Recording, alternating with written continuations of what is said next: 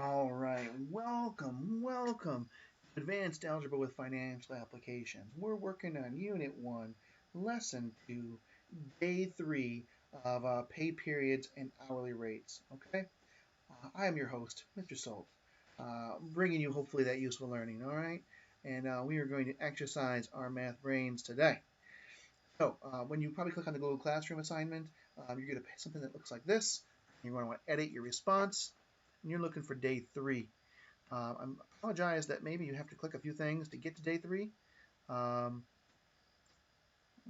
I think you have to go all the way to the end here and click this. I've already responded. I can continue, and then there's day 2. Like go down to the end of day 2, and you'll say I've already saved my response. I'd like to continue next. Sorry about that. I will have to. There's probably a way to skip around, and I'll figure out how to do it eventually. Right now, that's what I got for us.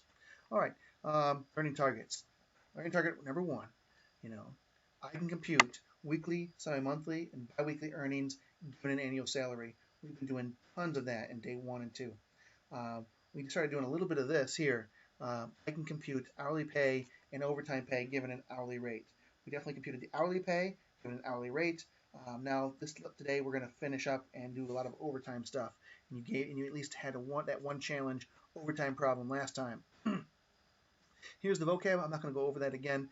If you need the vocab, do day 1's video, and I'm putting this video I'm doing right now in right here, and when I'm done, and then this terrible audio video can now then go away, and I will be able to put this behind me in my memory, and all the troubleshooting I had to go through to make this asynchronous learning time possible. All right, we're moving on. Example 5. Example 5. Finding pay based on number of hours with overtime. Janice, all right, here we go. Janice earns $10 per hour. If her regular hours are 40 hours per week, and if Janice receives time and a half overtime, find her total pay for a week in which she works 45 hours. How would you do this? How would you find her total pay for a week in which she works 45 hours? Well, I'm hoping on that challenge problem you figured this out, right? The first step is you got to figure out what her regular hourly pay is going to be. You take the $10 an hour and multiply it by the 40 because the first 40 hours are at $10 per hour or whatever the rate is. It changes per person per job, right? That first 40 hours, she gets paid $10 per hour, which means her regular hourly weekly rate, her regular hours weekly rate is $400 per week. Okay. Then we have to figure out the number of overtime hours. The number of overtime hours. It's every hour over 40. And in this case, we know she worked 45 hours. If we take 45, we subtract 40 and find that she worked 5 extra overtime hours, right? Well, for those 5 extra hours, she gets paid a special rate. That's her overtime rate. So let's figure out what that is. It requires another calculation. Well, we know she gets paid $10 per hour. We know her overtime rate is time and a half, right? So $10 times time and a half is 15. 10 times 1.5 is 15. We know now that her overtime rate is $15 per hour for every hour over 40, right? Okay. Well, now we know that she worked 5 hours of overtime. Her overtime pay rate is $15 per hour. Now we need another calculation. 15 times 5. So it's $15 per hour for 5 hours of overtime is $75. She is going to get an extra $75 on top of her 400. To figure that out together, it's 400 plus 75. We found out that Janice earned $475 for her 45 hours of work. Think about that. There's actually 5 steps going on in these kind of problems. There's the first one, you're multiplying the pay rate by the number of hours, usually 40. Then you're finding out any extra overtime if it exists. Then you're taking the time and a half times the regular hourly pay to find the overtime rate. Then it's the overtime rate times the number of overtime hours, and then you add the overtime pay plus the regular pay together. Is it worth it? Well, do you want to know if your paycheck is correct? You know, there's nothing here you can't do, right? All it is a multiplication, subtraction, multiplication, addition. You got this. You right? There's 5 steps though, so that does feel like there's a lot of steps, yes. But none of the math here is particularly difficult. You've got it. You just got to kind of get the feel of it, and once you kind of learn the procedure, you'll be an expert at this in no time. All right? You do 10 or 12 of these, you'll start to kill it. All right. Keyshawn earns $15.60 per hour. If his regular hours are 40 hours per week, and if he receives time and a half overtime, find his total pay for a week in which he works 45 hours. Right? This is actually almost exactly the same as this problem right here, except the pay rate is different. So I'm going to have you pause me now while you do this, and you do it on your own, because you know you need to exercise those math muscles on your own.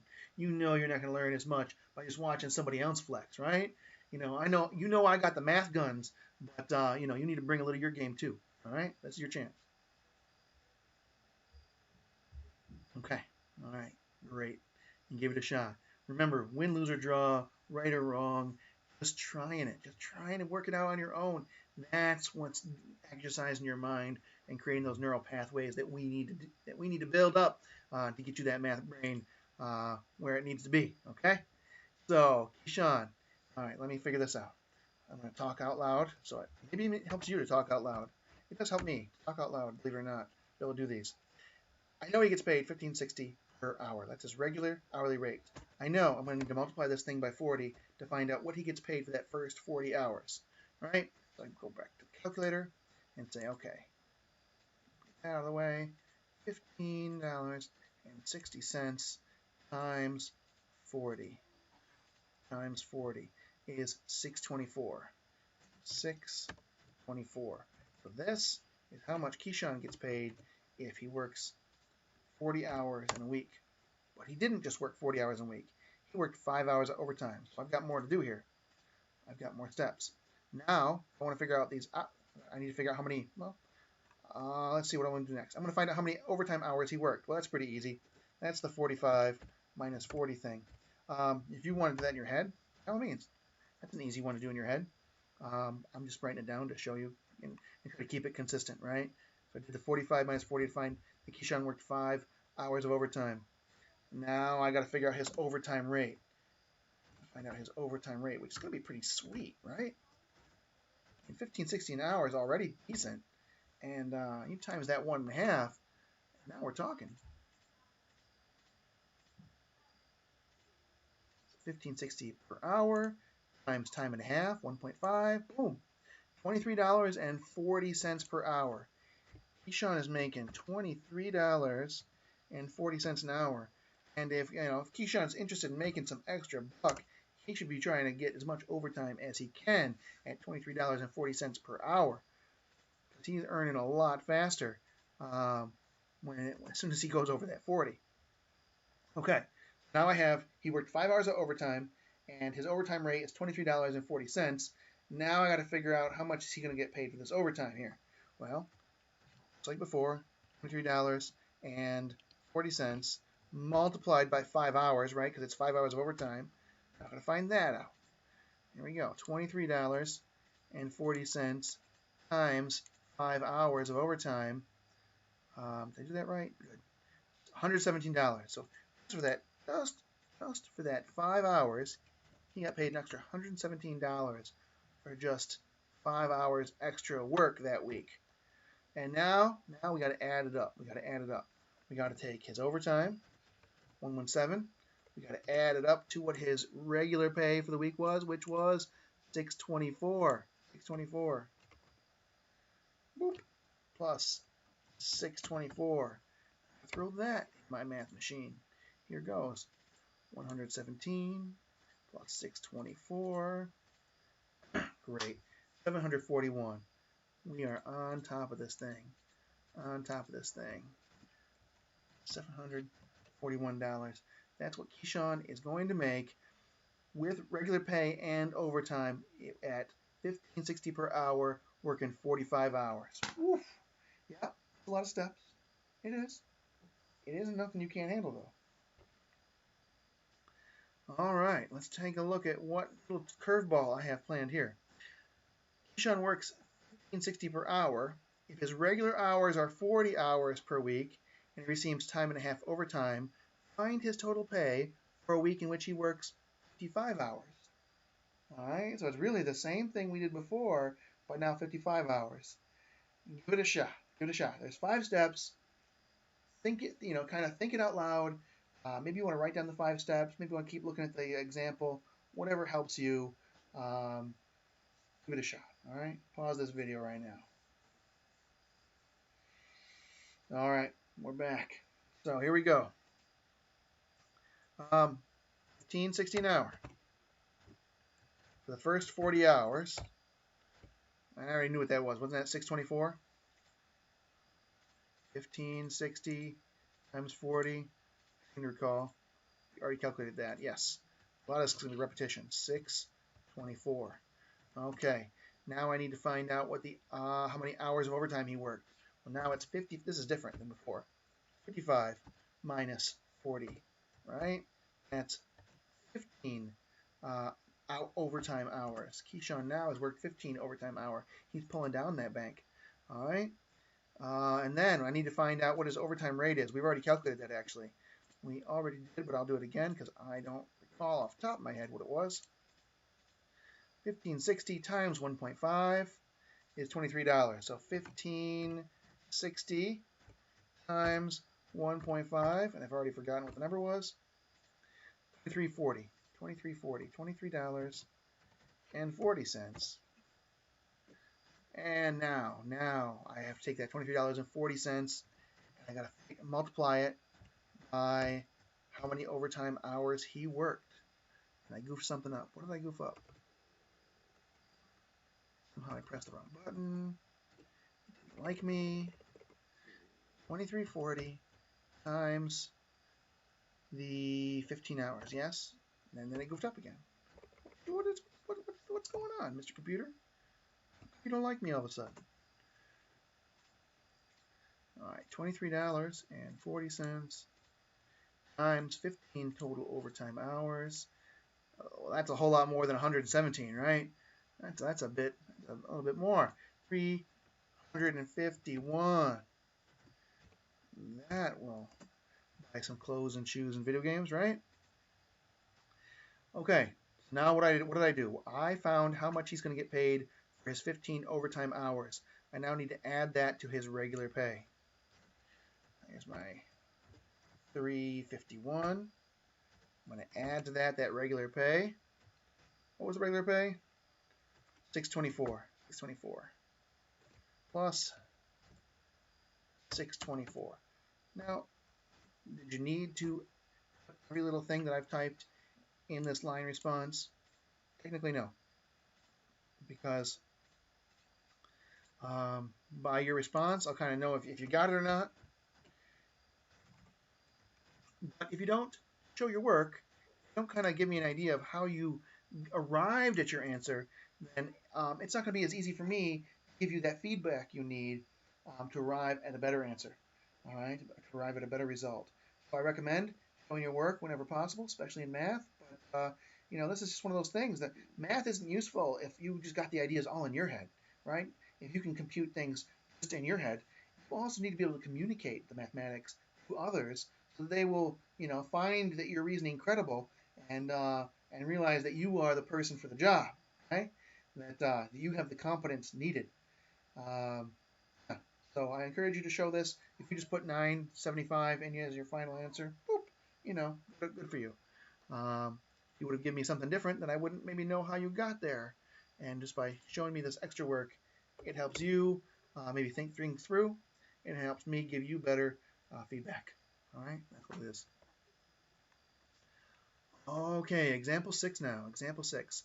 Finding an hourly rate given gross pay and a number of overtime hours. So here is our example. Samantha worked her 40 regular hours last week, plus 7 overtime hours at the time and a half rate. Her gross pay, Samantha's gross pay, was $611.05. What was her hourly rate? Okay, so this also has 4 steps, as you can see. Let's look at it. let's use x. Okay, we're going to, remember, this is advanced algebra. What is algebra? Algebra is that manipulation of equations and quantities. So we're going to use variables, and we're going to go to that x. All right, x is our variable here. We don't know what x is. It's the big question mark. We don't know what x is, so we're going to call it x, and then we're going to manipulate things until we can figure out what x is. All right, we're going to find x through our mathematical reasoning and manipulations. Let x represent the hourly rate, the thing we don't know. We do know that if we took that rate, whatever it is, whatever that number is, and multiplied it by 40, we'd find her regular hours, her regular hourly pay. We know that her overtime rate is 1.5, time and a half. And we know if we multiplied whatever she got, whatever her hourly rate is, by 1.5, we'd find her overtime pay. We know she worked 7 overtime hours. We have all the information we need to make the game work. We know that her regular pay plus overtime pay will be her total. Here we go. Her regular pay is the 40 times whatever she gets paid per hour, plus the overtime of 7 hours at time and a half times her hourly rate, which we don't know. And we know that that all equals $611.05. All right, if we were missing this information here, we wouldn't be able to solve this yet. We'd have to leave it as is. But we actually can solve for x, given the fact that we know what this expression here is equal to. We're going to do some algebra to make that work. So the first step they do is they simplify. They take the 7, they times it by 1.5. 7 times 1.5 is 10.5. All right? All they did in that step. Then they noticed, oh, I've got some like terms here. I've got some like terms. We got 40 times x, and we got 1.5 times x. They're both times x, so I can just add them together, right? If I add them together, I get 50.5 times x. And now, hopefully, you all know how to solve a question like this. Well, I have a number times x equals another number. Well, I'm going to divide each side by this number, right? If I divide 50.5 by 50.5, I get 1, because any number divided by itself gives me 1. So it kind of like gets rid of it on this side of the equation. I'm moving that 50.5 over to the other side of the equation. And with a calculator, it's not hard to take $611 and divide it by 50.5. All right, so there's my 6. Now, I'm manipulating these numbers to discover what x is equal to. All right, the calculator can handle this. $12.10. Right, we found it. We found x. That's what it is. X has to be equal to $12.10. Right, 4 steps. Boom. All right, fair enough. Well, Elijah's got the same deal for Elijah here. Elijah works his regular 40 hours last week, plus 10 overtime hours at the time and a half rate. If Elijah's gross pay is $822.25, find Elijah's hourly rate. All right, this is where you got to pause me and you got to lift them math weights yourself. All right, go for it. Great, outstanding. You unpause me, and we're back. Let me just reason this out. I'm thinking this out loud. If you need to, you can just go back and look at the example. I'm just going to puzzle it out, from my memory. Right? I don't know what the hourly rate is. I'd love to know what that is. That's what I'm trying to find out, the hourly rate. I'm going to take 40 times an unknown number. I'm going to call it z. Sure, I'm going to call it z, just because we use x too much in math. Sometimes you guys start to think that x has magic powers. X has no magic powers. It's just a variable. I can use any letter. It doesn't matter. 40 times z. 40 times z plus 10 overtime hours at a rate of, I'm going to have to multiply those 10 hours by the overtime rate. How do I find the overtime rate? Well, it would be the hourly. It'd be the z times 1.5. Since I don't know what z is, I'm going to have to leave it variable as just the way it is, okay? And I know that his regular pay plus the overtime pay is going to be his total gross pay, and I know what that is. It was given to me, $822.25. Okay, I'm going to do all the manipulations right here. My first manipulation I'm going to have to do is taking this 10 and multiplying it by 1.5. That's easy enough to do. That's the distribution property across parentheses. Oh, I'm picking up my physical calculator when I really need to show you to do this on the virtual. All right. 10 times 1.5. And maybe you don't need the calculator this. Maybe you already knew that was going to turn out to be 15. That's fine. If you're that confident, you can just go for it and do it. But if you're not confident, then use the math machine. Let it help you. Let it handle the computation while you handle the mathematical reasoning. Let it be the computer while you become the mathematician. All right?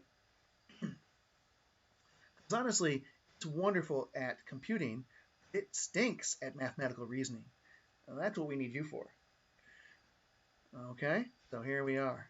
Now I've got this, I've got this like terms. I got 40 times z and 15z. I can add those together, no problem. 40 plus 15. All right, that's 55. So I can get rid of this and say that's equal to just a 55z. Okay. Now I got this. Now I'm hoping that you all know how to solve a really easy equation that looks like this. You need to get rid of this coefficient out here, this number in front of the z. I'm going to do that by dividing by 55, because I know if I divide by 55 here, it's going to cancel and become 1. But remember, this is the property of equality. If I divide by 55 on one side of the equation, to make this equation continue to be equal to itself, to the thing on the other side, I'm going to have to also divide by 55 on this side. It's like I have to do whatever I do on one side of the equation, whatever algebraic manipulation I do on one side, I got to do on the other. Otherwise, this won't be equal anymore, right? If I know two things are equal to each other, I can cut them both in half, and I know that those two halves will be equal to each other. Does that make sense? That's what I'm doing here. I'm cutting this up, and not into half, but into 55 equal parts. Well, when I cut this into 55 equal parts, it's already being multiplied by 55, I get a 1. 55 divided by 55 is 1, right? Any number divided by itself is 1. And 1 doesn't change z, right? Z already has like a hidden 1 in front of it if there's no 1 in front of it anyway.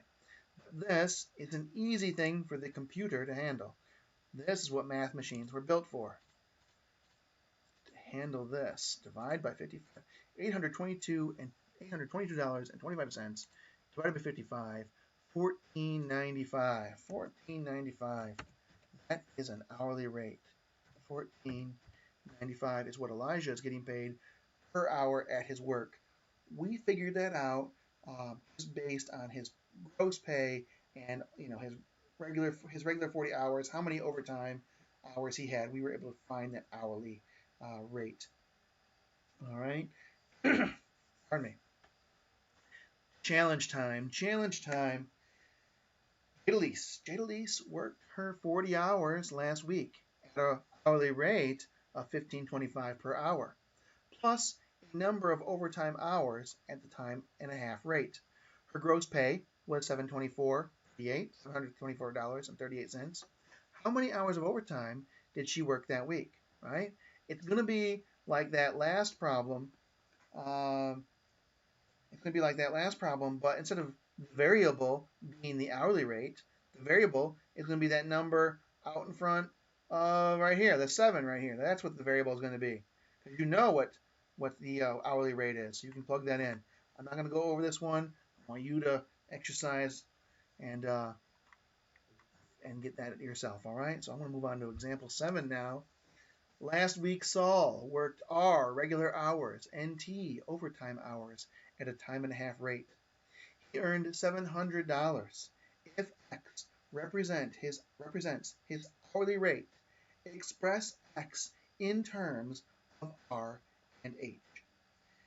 And I'm going to do this to you sometimes in this class. I am going to really make you work for it. I'm going to ask you sometimes to express things algebraically. And when I ask you to express things algebraically, what I'm looking for is you to, you're not going to solve it. You're not going to like, look at what happens eventually. Eventually, we're going to end up with an equation that says 700 divided by r plus 1.5 times t equals x. We're going to put this, we're going to algebraically manipulate things to express things in terms of another variable. Okay? These are super hard for students.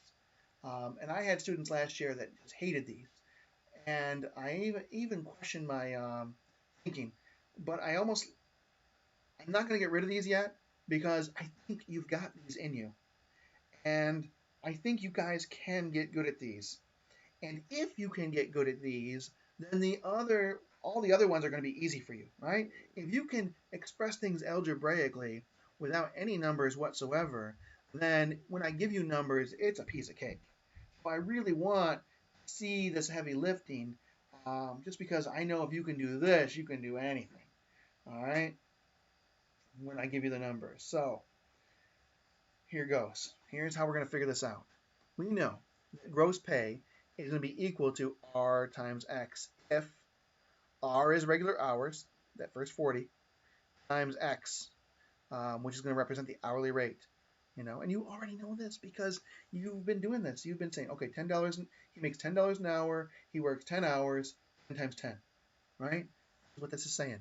It's the regular hours times the hourly rate. We know the overtime pay is going to be the amount of overtime hours, T, the amount of overtime hours, times 1.5 of the regular rate, which again is the hourly rate is X here. So, and we know that regular pay plus overtime pay is going to be the total pay. So we can already begin to throw in these algebraic symbols in here and begin to manipulate this expression until we get X all by itself. And here's the steps we'll take to do this.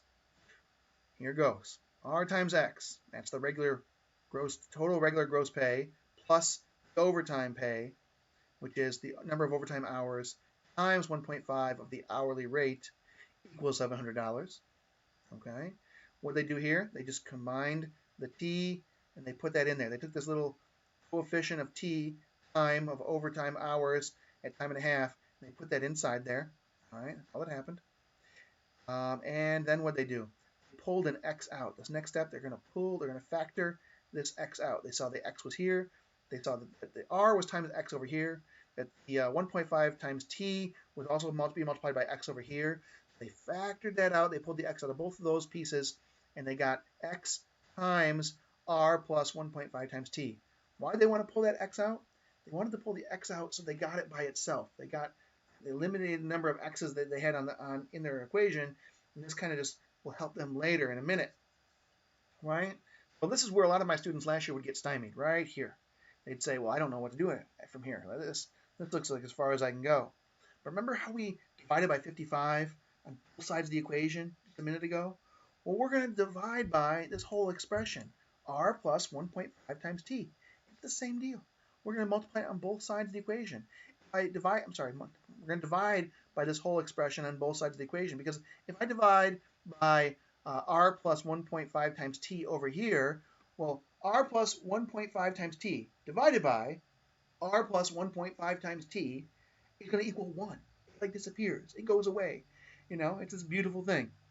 But if I do it on one side of the equation, I have to do it on the other. Sorry. I have to do it on the other. So 700, I got to get that R plus 1.5 times T is 700 divided by R plus 1.5 times T over here, right? Equals X. Guess what? You did it. At this point in this problem, you got X by itself, and that's what you're supposed to do, express it in terms of X. So that's what it is. His hourly rate can be expressed as 700 divided by R plus 1.5 times T. Done. Is that a pain in the butt? Yeah. But it can be done, and I want you to give it a try. It's like that serious push, because if you can do this, then if I give you the numbers for these, you'll be fine, right? That's why I'm not giving up on this, even though I know this is probably one of the harder things I'm going to throw at you, is this expressing things algebraically.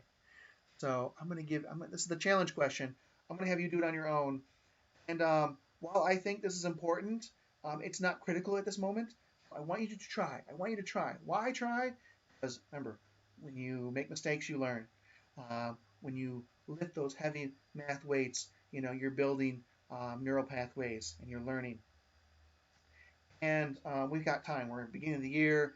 I'm going to go over this one. I really want you to struggle and give it your best shot. I give half credit for struggle. I give half credit for trying and making a reasonable attempt. So I'm just going to move on and leave that one to you. Here we have, this is an easy one. Don't take a deep breath. Get up that stress of that last one. Anya is paid semi-monthly.